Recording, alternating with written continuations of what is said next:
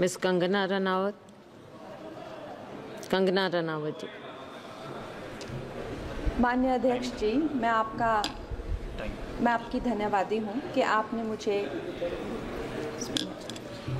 मुझे railways amendment bill 2024 पर अपने विचार रखने का मौका दिया।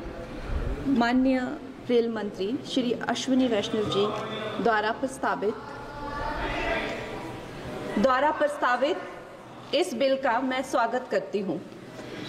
जैसे कि हमारे प्रधानमंत्री श्री नरेंद्र मोदी जी हमेशा ही कहते हैं कि सरकार का काम होना चाहिए जो लोगों के जीवन में सरलता लाए, चाहे वो लॉज हो, ब्यूरोक्रेसी हो या सरकार के दफ्तर हों, उनके लिए वो एक्सेसिबल होने चाहिए और उनके लिए जो है वो किसी तरह का स्ट्रेस जनरेट ना करें और इजीली अवेलेबल होने चाहिए। निश्चय ही ये जो बिल है इस उद्देश्य में जो है वो सफल होता है और इसके अंतर्गत जो है 1905 में जो रेलवे बोर्ड एक्ट था उसको 1989 में जो रेलवे एक्ट है उसमें क्लब किया जा रहा है। निश्चय ही इस तरह के जो एक सिंगुलर लॉ बनाकर जो है वो आई फील कि हमारे जो साधारण मानवीय हैं उनके लिए बहुत ही इजीली अवेलेबल होंगे, एक्सेसिबल होंगे, इसीलिए मैं इसका स्वागत करती हूँ।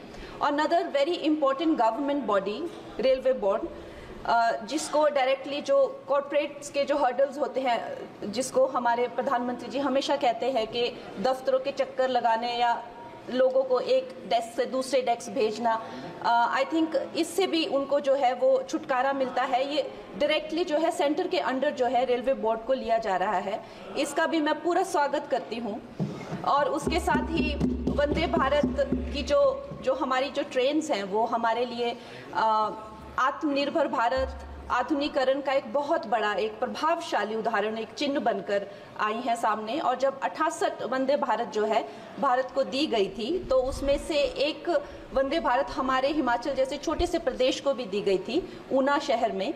उसके साथ ही मैं जानती हूँ कि हिमाचल बहुत ही एक दुर्गम क्षेत्र है, मगर जिस तरह से हमारी सरकार भारतीय जनता पार्टी जम्मू कश्मीर हो गया या और पहाड़ी इलाके हो गए, उनमें जो है इतने ज़्यादा रेल प्रोजेक्ट्स जो है वो लॉन्च कर रहे हैं, उसी के साथ भी हमें भी हिमाचल के लिए बहुत ज़्यादा जो है वो सर्वेज हो रहे हैं, रेल का बजट मिला है। शिमला हो गया या धर्मशाला, कांगड़ा और बैजनाथ हो गया, ऐसे न जाने बहुत सारे जगहों पे, हमीरपुर जैसी जगहों पर जो है बहुत सारे प्रोजेक्ट्स आ रहे हैं।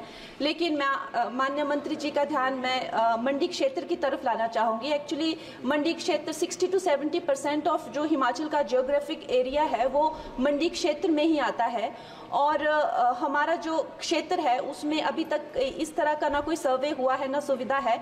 अगर हमारे क्षेत्र में अगर चाहे वो सेंट्रल मंडी अगर दिल्ली से जुड़ता है या चंडीगढ़ या चाहे अंबाला जैसी 2-3 जगहों से भी अगर हमें जोड़ा जाए तो हमारे हिमाचल की जो प्रगति और विकास है उसमें हमें बहुत सहायता मिलेगी।